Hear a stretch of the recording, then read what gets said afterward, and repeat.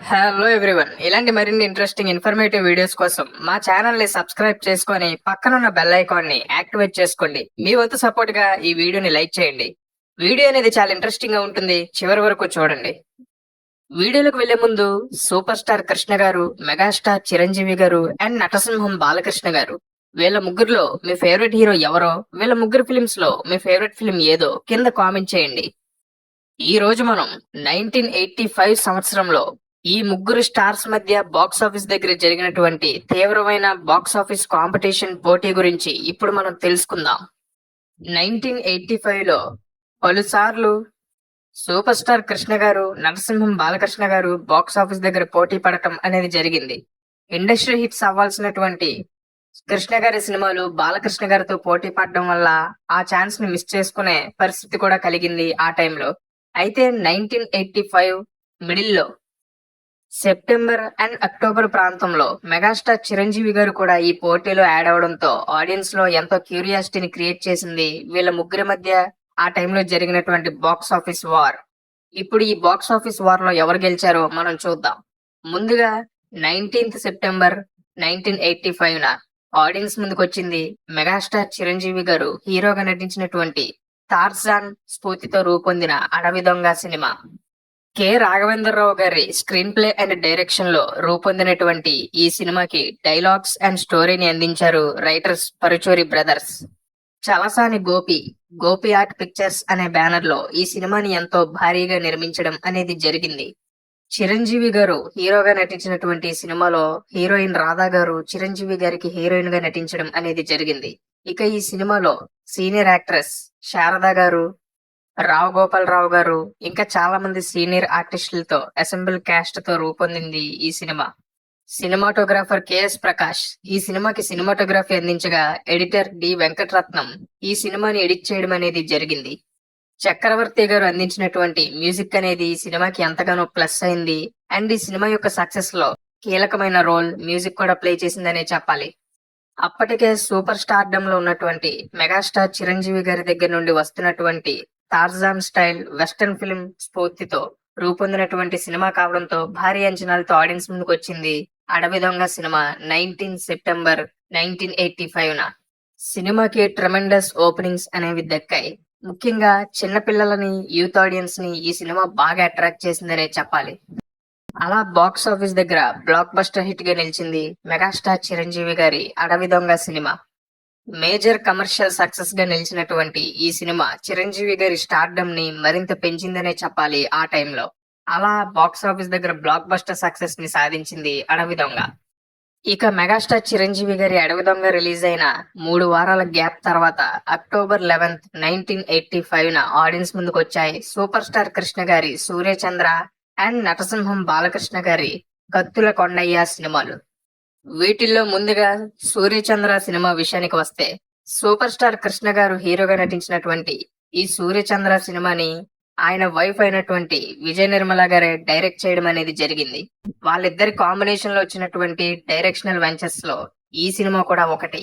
Action drama film గా వచ్చినటువంటి ఈ సినిమాకి డైరెక్షన్ అండ్ స్క్రీన్ ప్లే అనేది విజయ నిర్మల గారు వహించగా రైటర్ సత్యానంద్ గారు ఈ సినిమాకి డైలాగ్స్ అందించడం అనేది జరిగింది.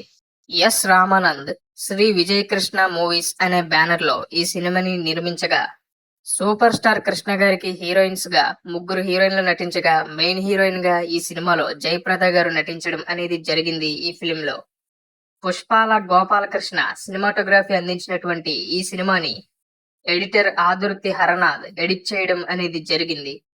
ఈ సినిమాకి రమేష్ నాయుడు సంగీతం అందించగా మ్యూజిక్ అనేది మంచి హిట్ అయింది ఈ సినిమాకి.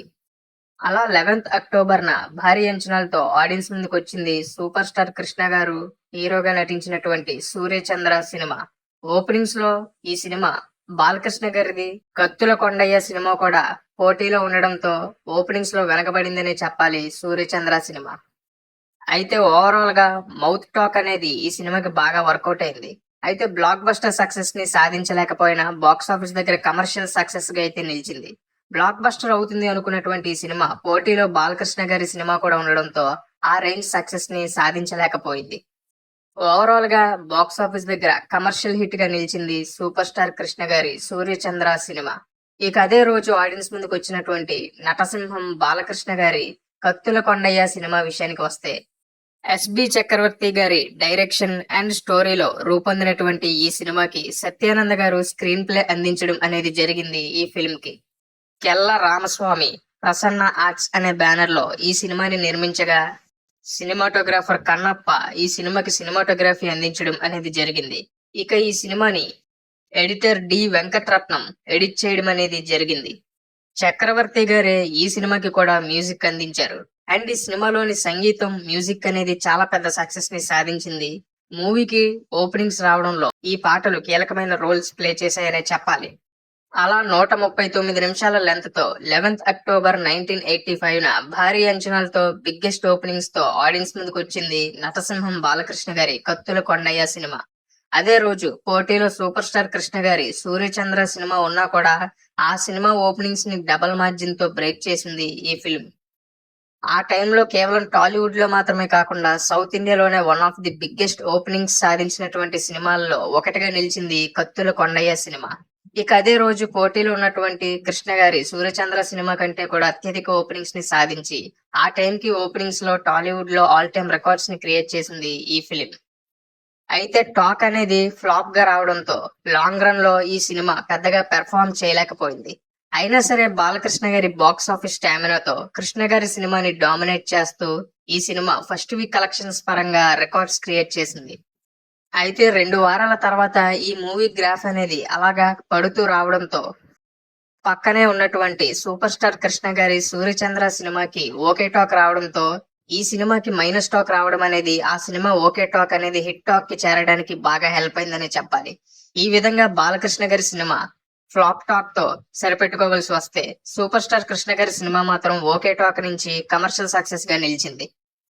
అయితే ఆ టైంలో చాలా మంది బాలకృష్ణ గారి ఫ్యాన్స్ అసోసియేషన్ ప్రెసిడెంట్స్ అనేవాళ్ళు బాలకృష్ణ గారిని ఈ సినిమా ఇంకొక 50 రోజులు ఆడిస్తే ఖచ్చితంగా సూపర్ హిట్ సక్సెస్ ని బాక్స్ ఆఫీస్ దగ్గర సాధిస్తుంది అని చెప్పగా, ఆయన మాత్రం ఇలాంటి ఫేక్ రికార్డ్స్ ని ఎంకరేజ్ చేయడం ఇష్టం లేక థియేటర్స్ అన్ని కూడా కృష్ణ గారి సినిమాకి వదిలేయడం అనేది జరిగింది. ఈ విధంగా తన ఉదారతని చాటుకున్నారు నటసింహం బాలకృష్ణ గారు. అయితే ఇప్పటికీ చాలా మంది సినీ విశ్లేషకులు అభిప్రాయపడేది ఏంటంటే, ఒకవేళ ఈ పోటీలో గనక కత్తుల కొండయ్య సినిమాకి పాజిటివ్ టాక్ వచ్చిండుంటే సూపర్ స్టార్ కృష్ణ గారి సూర్యచంద్ర సినిమా అండ్ మెగాస్టార్ చిరంజీవి గారి అడవి దొంగ సినిమా ఖచ్చితంగా బాక్స్ ఆఫీస్ దగ్గర ఫెయిల్యూర్స్ గా నిలిచి ఉండేవి అని. బట్ 3 వారాల గ్యాప్ లో జరిగినటువంటి వీళ్ళ ముగ్గురు మధ్య ఈ బాక్స్ ఆఫీస్ పోటీలో మెగాస్టార్ చిరంజీవి గారి అడవి దొంగ సినిమా బ్లాక్ బస్టర్ సక్సెస్ ని సాధించగా, ఆ తర్వాత సెకండ్ ప్లేస్ లో సూపర్ స్టార్ కృష్ణ గారి సినిమా సూర్యచంద్ర కమర్షియల్ సక్సెస్ గా నిలిచింది. అయితే టాక్ అనేది సరిగ్గా రాకపోవడంతో ఓపెనింగ్స్ లో బీభత్సమైన రికార్డ్స్ క్రియేట్ చేసినప్పటికీ బాలకృష్ణ గారి కత్తుల కొండయ్య సినిమా బాక్స్ ఆఫీస్ దగ్గర బిగ్గెస్ట్ ఫెయిల్యూర్ గా నిలిచింది. ఈ బాక్స్ ఆఫీస్ వార్ పై మీ ఒపీనియన్ కూడా కింద కామెంట్ చేయండి.